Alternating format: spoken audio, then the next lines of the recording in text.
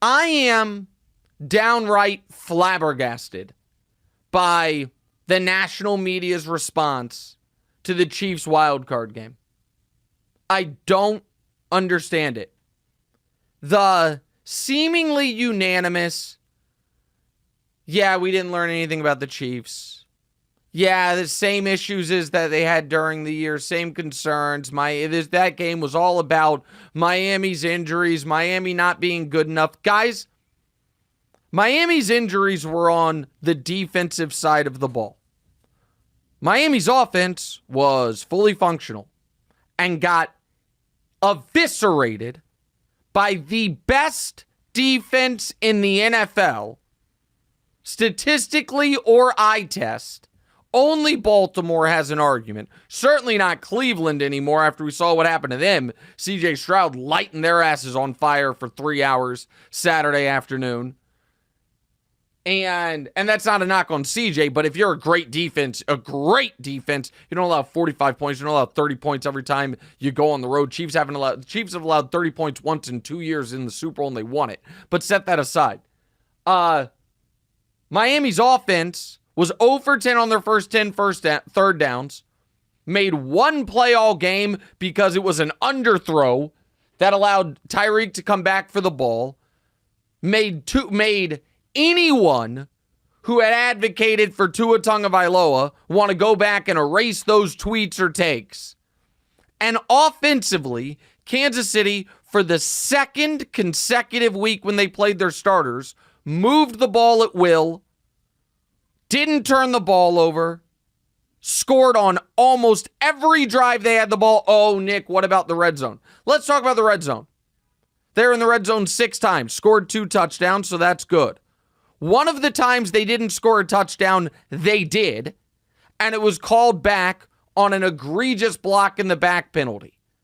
A block in the back penalty that was iffy as far as did he actually block him in the back, but then totally incorrect when you see the guy who got called for the block in the back, Jawan Taylor, got shoved in his back, which made him fall into the blocker, who, by the way, Rashee Rice was already passed. So that would have been 3 for 6 in the red zone.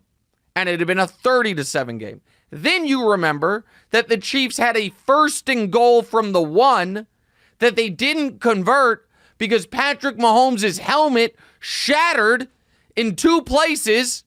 And on the critical play on the drive, they should have used a timeout, by the way. That's their mistake. They couldn't get a play in, essentially, because Mahomes was out there switching helmets and doing crazy stuff. So if you watched that game, you were like, oh, same Chiefs problems from during the year. I don't know what the hell you saw. All year long, I have heard people say, gosh, if they could just have one receiver step up. Rashee Rice had 130 yards and a touchdown.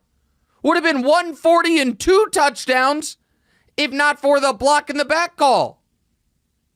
Oh, man, what's wrong with Travis? Now, Travis had some drops, no doubt about it. But Travis looked healthy and spry. That week off helped him. Oh my! But Nick, but it was the weather. The weather was there for both teams. Going into that game, the most passing yards in the 3 coldest games ever played, no one had cracked 175. Mahomes had 260. With 50 yards of Kelsey drops. So here is what is going to be the frustrating part. And now I'll bring it to the Bills. The Kansas City Chiefs played the 11-win 6 seed Miami Dolphins and beat them by 19 points. And everyone's response was, yeah, whatever. The Buffalo Bills last night beat the 7 seed 10-win Pittsburgh Steelers by 14 points. And everyone's response is going to be, oh my God, look at the Bills. Holy shit, are they terrifying. And I just want to know, go ahead, Demonte, go. I think it's just because they're rolling right now. It's the momentum. They do seem pretty scared. Scary.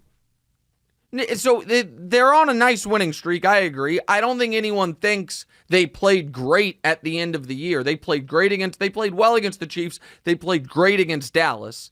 Then they obviously didn't play well against the Chargers and got away with it. The Patriots game was a joke and got away with it. And the Dolphins game, they had their pluses and minuses. But that's not my problem. I will be, continue to carry the mantle of the only honest and consistent person in sports media. And I will say, I was very impressed by the Bills last night. Josh Allen played a clean game. Josh Allen made 3 or 4 holy bleep plays. Their defense, despite the injuries, made big stops or forced big turnovers. And the Bills were in firm control of that game throughout. Even when it was a 7-point game in the fourth quarter, the Bills felt in firm control. I was impressed by the Bills.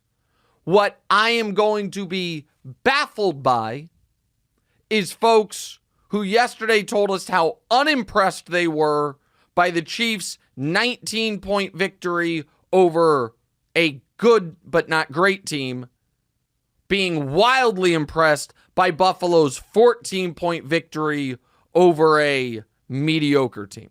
That part is not really going to square in my brain, but the real answer is because